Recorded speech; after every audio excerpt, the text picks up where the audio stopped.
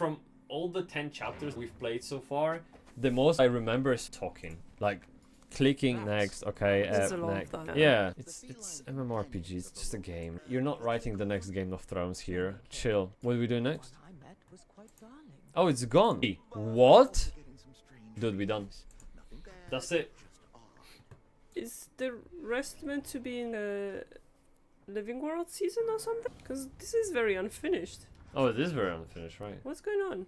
I think there's supposed to be more to it. Because it's not coming out in stages, is it? It is. Is it? I think so. People say that the expansion is cool and shit. Like, they wouldn't say this if this was the end of it. I don't know. It just feels really strange. I'm confused. Wait, let me look it up. Yeah, there's just 10. That's it. Okay, well, I guess we finished the story then. I imagined they're gonna leave us on a cliffhanger like when Orin died. I was expecting this shit. But if this is still coming out, then there might still... Oh, no, don't get me wrong. When Orin died, it wasn't the end either. It was just middle true. of the story. This is middle of the story. And there's no cliffhanger. It kind of is, because we don't know what's going on.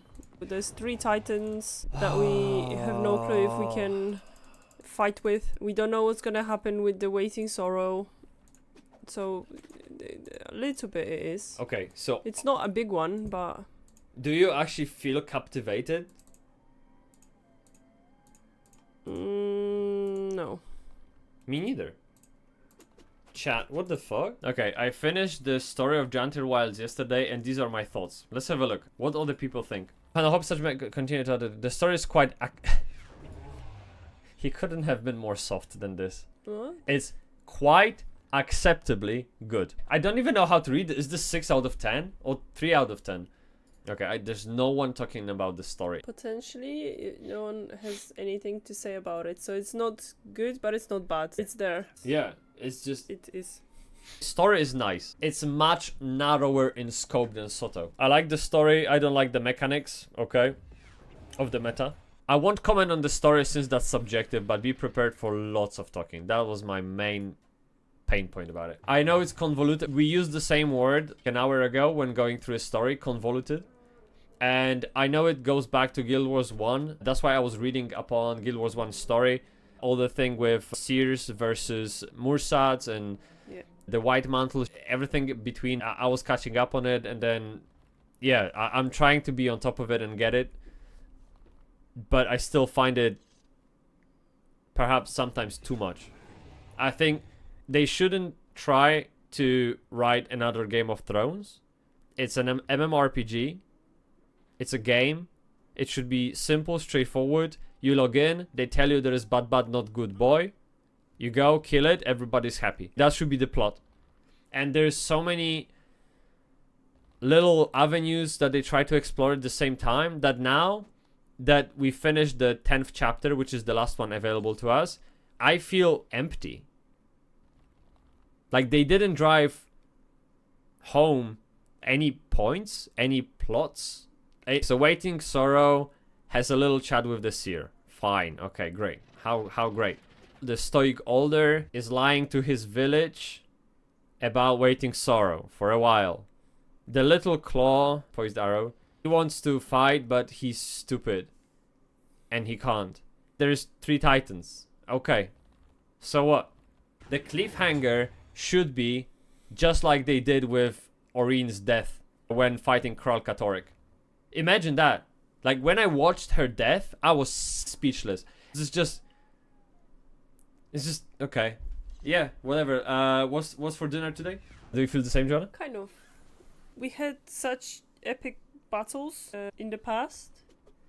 Right now, we're facing the Titans, and apparently Tyria is uniting. But why is it only 5 people fighting those Titans who are a threat to the whole world? It's just us trying to backpack through Janthir Wilds and catch up with Titans. Oh, this is an interesting point. It's like, what is happening right now? I know that apparently the Waiting Sorrow is very strong, like she has magic, but it's strange. So I understand that we're kind of at crossroads, thinking, oh, we only had 2 Titans, but now there's 3, and the third one is very strong, and what are we gonna do? How are we gonna attack that? But why is there only 5 people fighting them? Where is the rest of the world? What is everybody else doing? Adrian said that he likes the complexity because it leaves space for speculations. You are not looking at the game from a freshman's perspective, and that's the problem.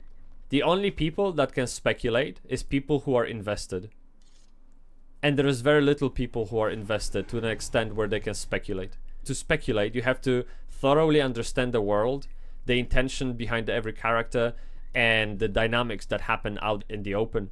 So you might have a privilege of knowing this, but as a person coming new, I feel completely underwhelmed. I can understand when Orin fights the Kralkatorek and it's death or life situation and Orin dies and everyone is just fucking... What the fuck? Now we fucked. Yeah, like literally, oh my god, the world's ending now. This is such a critical moment. I can understand this. It's a simple message that I can get behind right away. This here, as you said, is convoluted and I don't know what to think, and because it's too much, I don't think anything. Look, I love this expansion from what I gather so far. It's good. The world, great.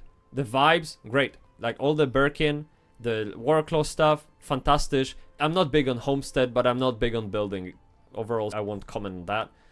But the story, which is supposed to be the backbone of the whole expansion, to me is 4 out of 10. Like literally, even probably less than that. I don't know. I didn't buy it. And again, I'm looking at the game from a perspective who doesn't know much about lore. And I believe any game should also cater to players like myself, because I am an example of a fresh blood in the game that makes the game sustainable. And if you don't have players like me, you won't have a game.